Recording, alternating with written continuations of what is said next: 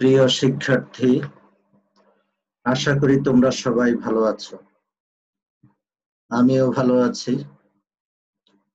বেশ কিছুদিন ঈদের ছুটি শেষে আজ আবার একটি অনলাইন ভিত্তিক ক্লাস নিয়ে তোমাদের মাঝে এসেছি। আজ আমি দশম শ্রেণীর ফিন্যান্স ও ব্যাংকিং বিষয়ের তৃতীয় অধ্যায়ের উপর একটি ক্লাস নিব। পরীক্ষায় তোমরা এই অধ্যায়ের অঙ্ক দিতে গিয়ে অনেককেই অঙ্ক ভুল করতে দেখা যায়। অঙ্কের উদ্দীপক পড়েই তোমরা দ্বিধাদ্বন্দ্বে পড়ে যাও যে কোন সূত্র ব্যবহার করব, বর্তমান মূল্যের না ভবিষ্যৎ মূল্যের। সরল সুদের সূত্র হবে নাকি চক্রবৃদ্ধি সুদের সূত্র হবে, চক্রবৃদ্ধির সংখ্যা কত হবে। যাদের পর্যাপ্ত চর্চা থাকে তাদের সমস্যা হয় না। তাহলে আর কথা না বাড়িয়ে চলো আমরা শুরু করি। তোমাদের সবাইকে স্বাগতম জানিয়ে আজকের ক্লাস শুরু করছি।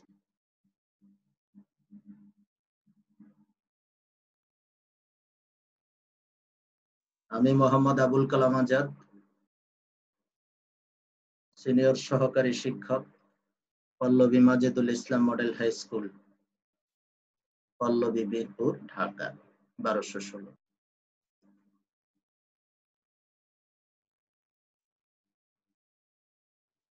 আজ আমি দশম শ্রেণীর ফিন্যান্স ও ব্যাংকিং তৃতীয় অধ্যায় নিয়ে আলোচনা করব।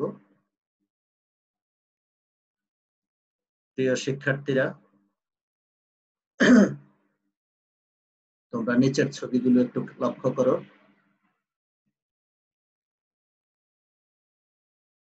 তোমরা শুরুতেই কি দেখতে পাচ্ছ? একটা ঘড়ি, যা সময় নির্দেশক, যা দ্বারা সময় নির্দেশ করা হয় বা সময় জানা যায়।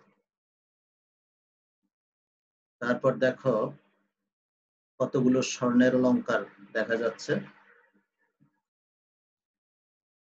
স্বর্ণের কতগুলো অলংকার দেখা যাচ্ছে।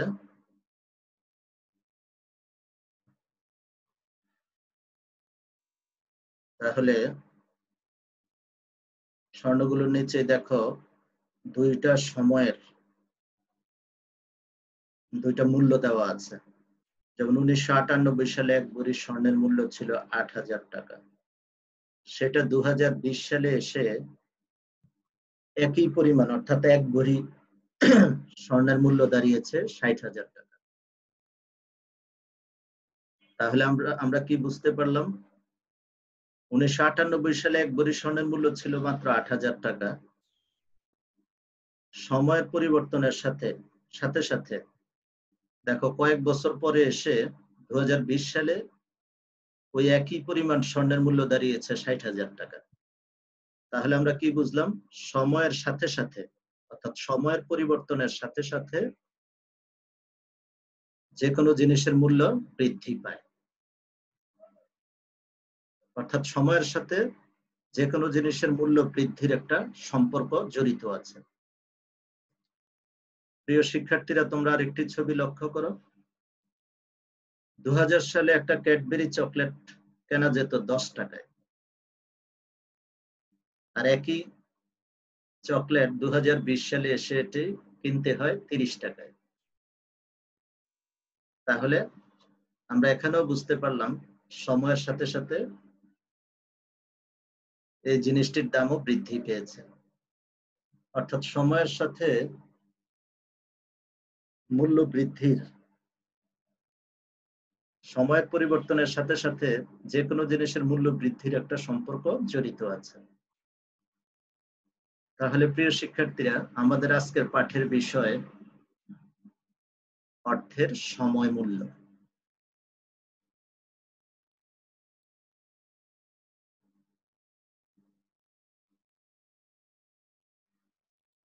এই পাঠ শেষে আমরা কি কি জানতে পারবো বা বুঝতে পারবো?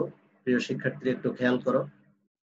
এই পাঠ শেষে আমরা অর্থের সময় মূল্যের ধারণা ব্যাখ্যা করতে পারবো, অর্থের বর্তমান ও ভবিষ্যৎ মূল্যের মধ্যে সম্পর্ক নির্ণয় করতে পারবো, সূত্র প্রয়োগের মাধ্যমে অর্থের বর্তমান ও ভবিষ্যৎ মূল্য নির্ণয় করতে পারব।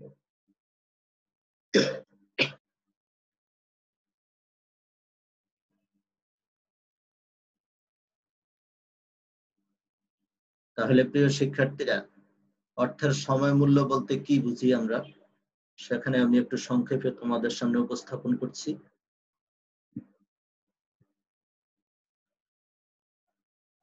সময়ের পরিবর্তনের সাথে সাথে অর্থের মূল্যের পরিবর্তন হওয়াই হলো অর্থের সময় মূল্য। তাহলে অর্থের সময় মূল্য বলতে আমরা কি বুঝি? সময় পরিবর্তনের সাথে সাথে অর্থের মূল্যের পরিবর্তন হওয়াই হলো অর্থের সময় মূল্য। অর্থাৎ এখনকার 100 টাকা আর 5 বছর পরের 100 টাকা সমান মূল্য বহন করে না। এখনকার 100 টাকা অধিকতর মূল্যবান।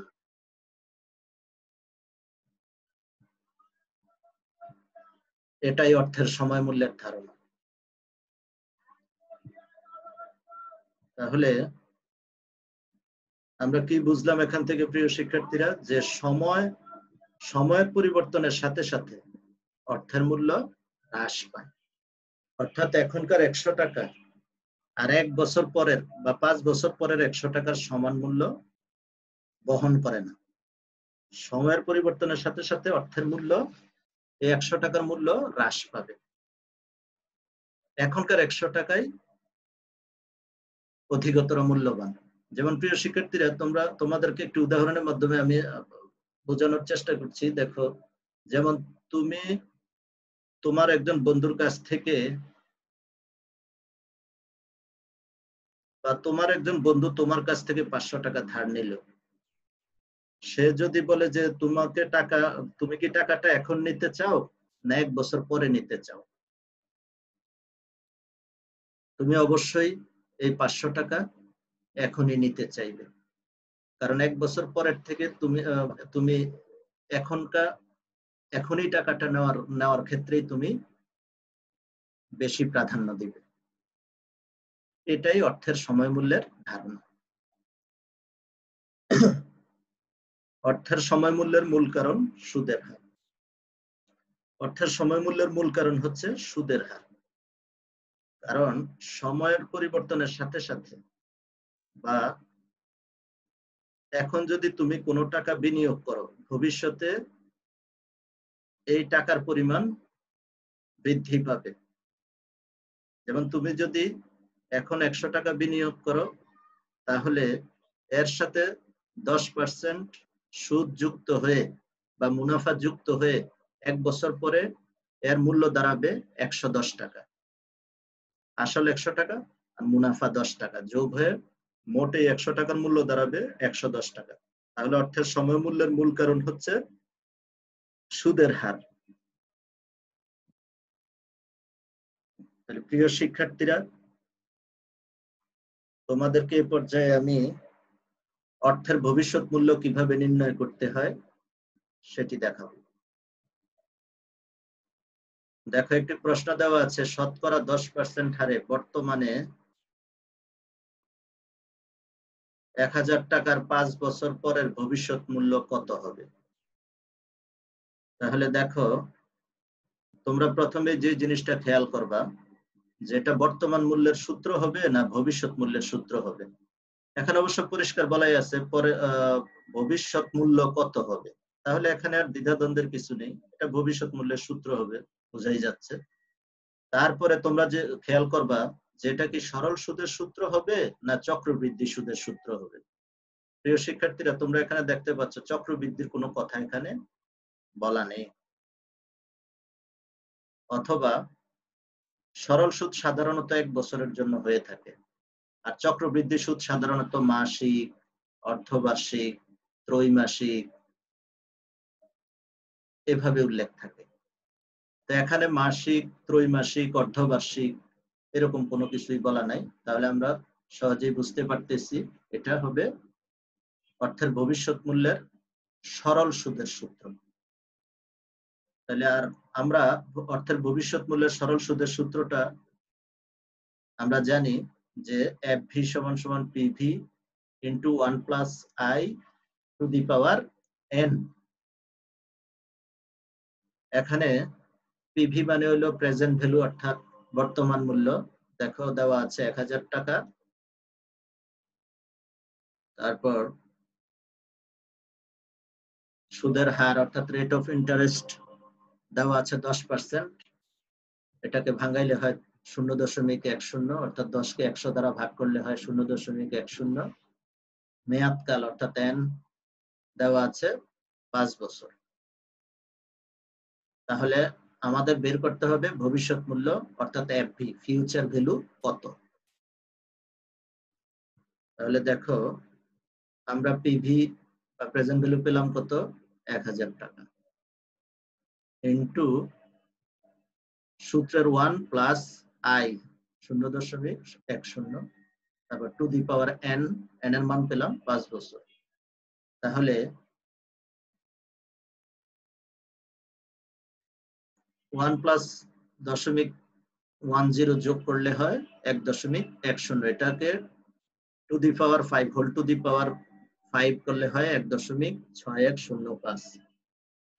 তারপর 1.6105 1000 এর সাথে গুণ করলে হয় 1610 টাকা 51 পয়সা। তোমরা 1611 টাকাও লিখতে পারতা, লিখা যায়, কোনো অসুবিধা নেই। তাহলে আমরা এখানে সূত্র অনুযায়ী ভবিষ্যৎ মূল্য পেলাম 1000 টাকার 5 বছর পরের ভবিষ্যৎ মূল্য পেলাম আমরা 1651 টাকা, 1610 টাকা 51 পয়সা বা 1611 টাকা।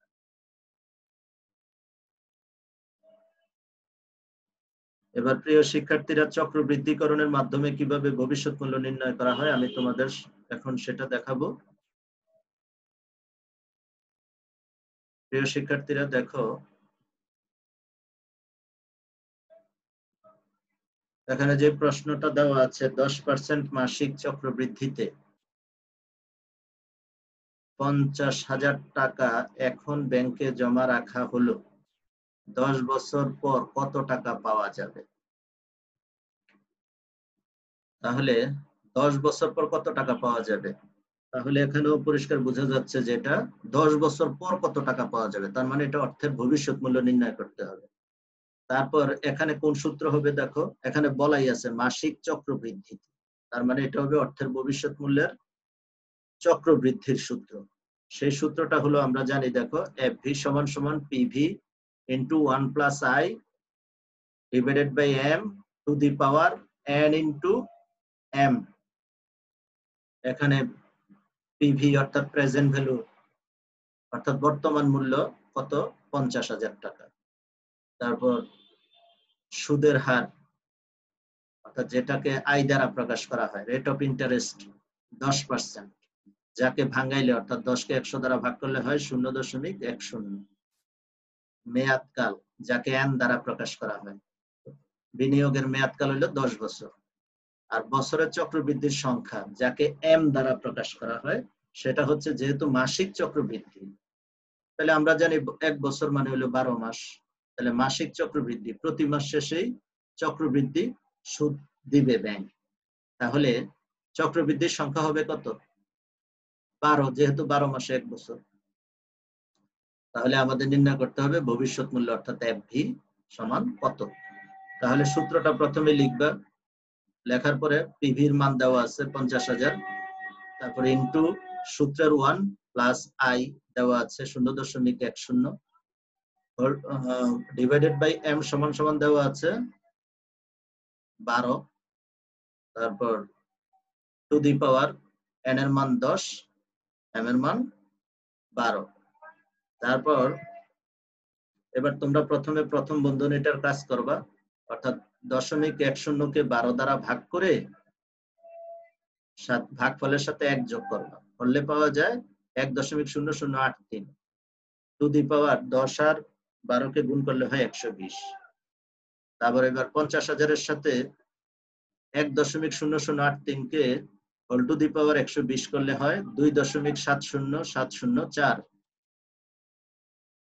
তারপরে 2.70704কে 50,000 এর সাথে গুণ করলে হয় 1,35,352 টাকা। অর্থাৎ 10% মাসিক চক্রবৃদ্ধিতে 50,000 টাকায় 10 বছর পর পাওয়া যাবে 1,35,352 টাকা। 10% মাসিক চক্রবৃদ্ধিতে 50,000 টাকার জন্য 10 বছর পর পাওয়া যাবে, অর্থাৎ ব্যাংক পরিশোধ করবে তোমাকে 1,35,352 টাকা।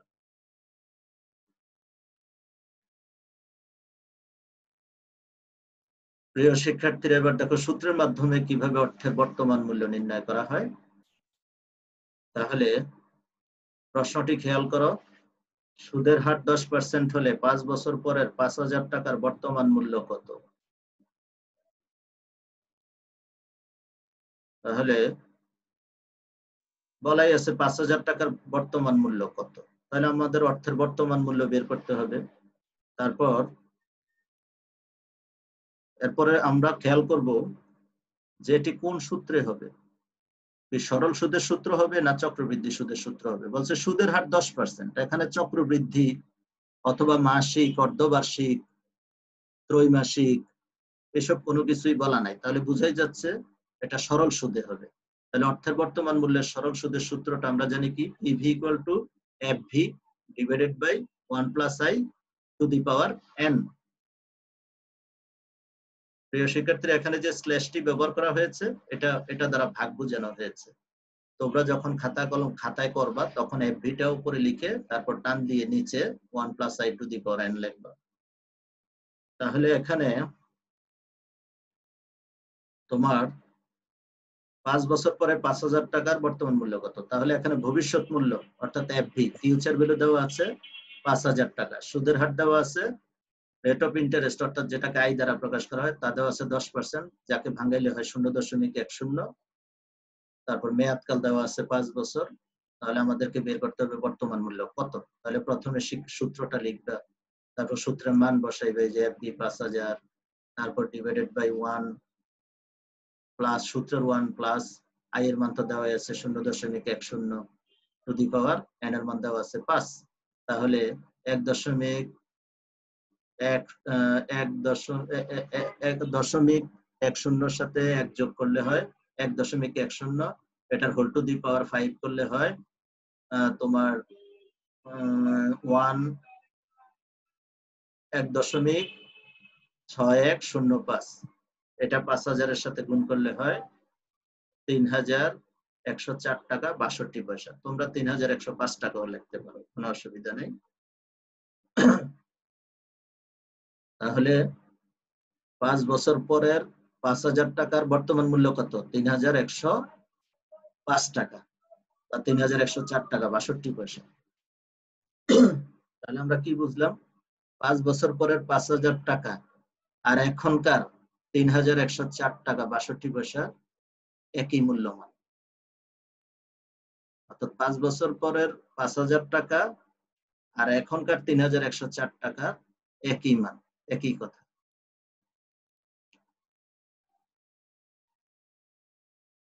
তাহলে প্রিয় শিক্ষার্থীরা, এবার খেয়াল করো চক্রবৃদ্ধিকরণের মাধ্যমে বর্তমান মূল্য কিভাবে আমরা নির্ণয় করব। দেখো এখানে একটা প্রশ্ন দেওয়া আছে, 10% মাসিক চক্রবৃদ্ধিতে 5 বছর পর 50,000 টাকা পাওয়ার আশায় বর্তমানে কিছু টাকা ব্যাংকে জমা রাখা হলো, বর্তমানে কত টাকা ব্যাংকে রাখতে হবে? তাহলে এখন আমরা দেখতে পাচ্ছি বর্তমানে কত টাকা ব্যাংকে রাখতে হবে। তাহলে অর্থের বর্তমান মূল্যের সূত্র, এবং একদম প্রথম বাক্যতেই বলা আছে মাসিক চক্রবৃদ্ধিতে, তার মানে এটা হবে অর্থের বর্তমান মূল্যের চক্রবৃদ্ধি সূত্র।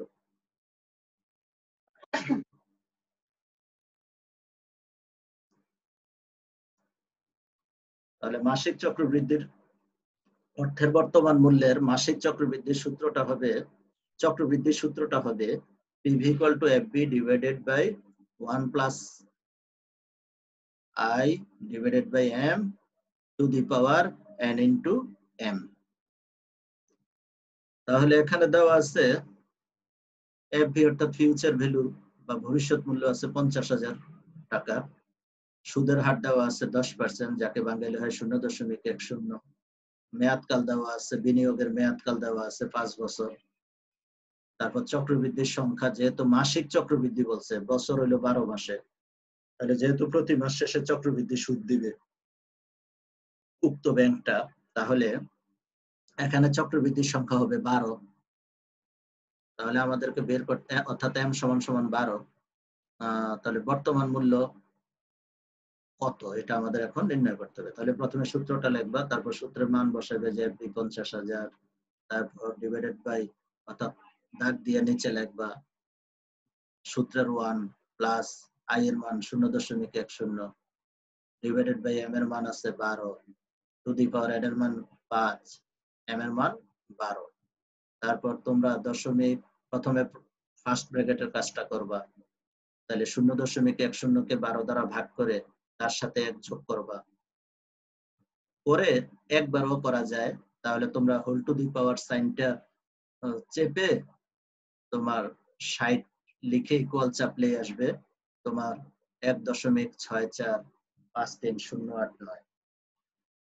তারপর 1.645308,9, এটা 50,000কে এই সংখ্যাটা দ্বারা 1.645308,9 কে ভাগ করলেই পাওয়া যাবে 30,389 টাকা 42 পয়সা।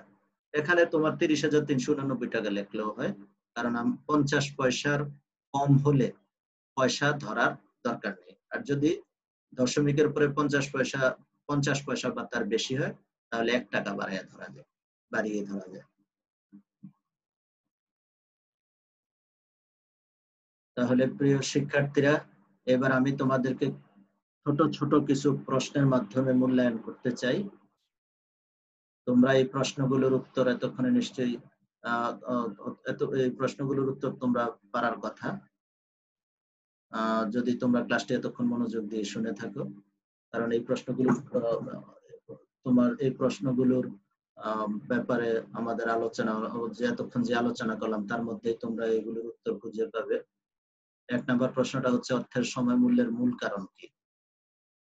এটা একদম প্রথম স্লাইডেই আমি তোমাদেরকে এটা দেখিয়েছি। অর্থের সময় মূল্যের মূল কারণ হচ্ছে সুদের হার, এবং কেন সুদের হার সেখানে আলোচনাটা আমি পূর্বেই করেছি। তারপর 2 নম্বর প্রশ্ন হচ্ছে চক্রবৃদ্ধি সুদ কি? তোমরা এতক্ষণে নিশ্চয়ই বুঝে গেছো চক্রবৃদ্ধি সুদ কি।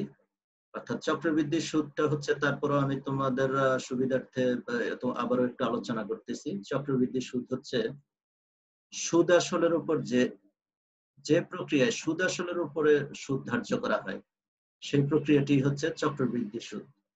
অর্থাৎ প্রথম বছর শুধুমাত্র আসলের উপর, দ্বিতীয় বছর থেকে আসলের সাথে সুদ যোগ করে, অর্থাৎ সুদ আসলের উপরে যে প্রক্রিয়ায় সুদ ধার্য করা হয়, ওই প্রক্রিয়াটি হচ্ছে চক্রবৃদ্ধি সুদ।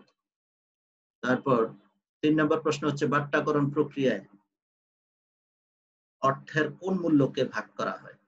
বাট্টাকরণ প্রক্রিয়ায় অর্থের কোন মূল্যকে ভাগ করা হয়? প্রিয় শিক্ষার্থীরা, তোমরা জানো অর্থের ভবিষ্যৎ মূল্যকে বাট্টাকরণ প্রক্রিয়ার মাধ্যমে বর্তমান মূল্যে রূপান্তর করা হয়। তার মানে আমরা কি বুঝলাম? বাট্টাকরণ প্রক্রিয়ায় অর্থের কোন মূল্যকে ভাগ করা হয়? অর্থের ভবিষ্যৎ মূল্য। অর্থের ভবিষ্যৎ মূল্যকেই বাট্টাকরণ প্রক্রিয়ার মাধ্যমে, অর্থাৎ বাট্টাকরণ করে অর্থের বর্তমান মূল্যে রূপান্তর করা হয়। ভবিষ্যৎ মূল্যকে কনভার্ট করেই অর্থের বর্তমান মূল্যে রূপান্তর করা হয়। সুযোগ ব্যয় কি? সুযোগ ব্যয়, এটা এই অধ্যায়ের একটা গুরুত্বপূর্ণ পয়েন্ট। এটা প্রায় পরীক্ষায় আসে, এই জিনিসটা একটু খেয়াল করো। সুযোগ ব্যয় হচ্ছে তোমার হাতে যদি 2টি প্রকল্প থাকে, তাহলে তুমি একটি প্রকল্প গ্রহণ করলে স্বাভাবিকভাবেই আরেকটি প্রকল্পে বিনিয়োগের সুযোগ তোমাকে ত্যাগ করতে হবে। অর্থায়নের ভাষায় একই বলে সুযোগ ব্যয়। অর্থাৎ ধরো, আমি তোমাকে একটা উদাহরণ দিই। ধরো তোমার কাছে 10 লক্ষ টাকা আছে। এই 10 লক্ষ টাকা দিয়ে যদি তুমি জমি কিনো, তাহলে 5 বছর পর জমির মূল্য দ্বিগুণ হবে। আবার তুমি 10 লক্ষ টাকা ব্যাংকে জমা রাখলে 10% মুনাফা পাবে। এখন তুমি যদি ব্যাংকে জমা না রেখে জমি ক্রয় করো, তাহলে তুমি ব্যাংকে জমা রাখলে যে 10% মুনাফা পেতে, এই সুযোগটি তোমাকে ত্যাগ করতে হচ্ছে। এই যে একটি সুযোগ গ্রহণ করতে গিয়ে আরেকটি বিনিয়োগের সুযোগ তুমি ত্যাগ করলা, এটি অর্থায়নের ভাষায় সুযোগ ব্যয়। তারপর আরেকটি, এবার সর্বশেষ প্রশ্নটি হচ্ছে এম দ্বারা কি বোঝায়। প্রিয় শিক্ষার্থীরা, একটু আগেই তোমরা দেখেছো চক্রবৃদ্ধি সুদে আমরা চক্রবৃদ্ধি প্রক্রিয়া যে অর্থের বর্তমান মূল্য ভবিষ্যৎ মূল্য আমরা নির্ণয় করলাম, সেখানে এম অক্ষরটি ব্যবহার হয়েছে। এম দ্বারা কি বোঝায় তখন হয়তো তোমরা নিশ্চয়ই বুঝে গেছো। এম দ্বারা বোঝায় চক্রবৃদ্ধির সংখ্যা। এম দ্বারা বোঝায় চক্রবৃদ্ধির সংখ্যা, অর্থাৎ নির্দিষ্ট পরিমাণ অর্থের উপর বছরে কতবার চক্রবৃদ্ধি ঘটে তা এম দ্বারা প্রকাশ করা। একটা নির্দিষ্ট পরিমাণ অর্থের উপর বছরে কতবার চক্রবৃদ্ধি ঘটে তা এম দ্বারা প্রকাশ করা হয়।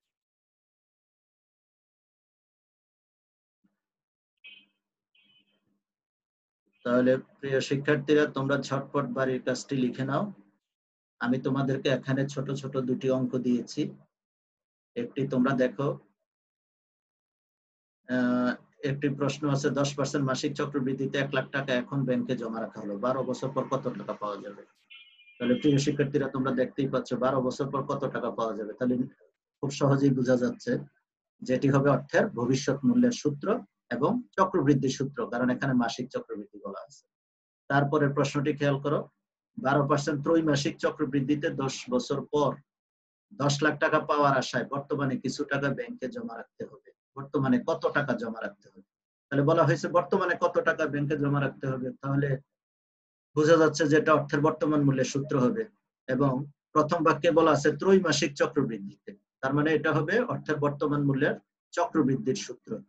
ত্রৈমাসিক চক্রবৃদ্ধি বলা হয়েছে, তার মানে চক্রবৃদ্ধির সংখ্যা হবে বছর যেহেতু 12 মাসে, তাহলে 12কে ত্রয়ী মানে 3 দ্বারা ভাগ করলে চক্রবৃদ্ধির সংখ্যা অর্থাৎ এম এর মান পেয়ে যাবে। 12কে 3 দ্বারা ভাগ করলে ভাগফল হবে 4, তার মানে চক্রবৃদ্ধির সংখ্যা অর্থাৎ এম সমান সমান 4 হবে। তাহলে এটা হবে অর্থের বর্তমান মূল্যের চক্রবৃদ্ধির সূত্রে। তাহলে প্রিয় শিক্ষার্থীরা, অবশ্যই তোমরা এই বাড়ির কাজগুলো করবে। আমরা প্রত্যেকটা ক্লাসে আমি যে বাড়ির কাজগুলো তোমাদের দিয়েছি প্রত্যেকটা বাড়ির কাজ সুন্দর করে প্রতিদিন করবে, কারণ তাহলেই তোমাদের জিনিসগুলো চর্চায় থাকবে। প্রিয় শিক্ষার্থীরা, তাহলে আজ এই পর্যন্তই। তোমাদের সকলকে ধন্যবাদ জানিয়ে তোমাদের সুস্বাস্থ্য কামনা করে আজকের মতো বিদায় নিচ্ছি। খোদা হাফেজ।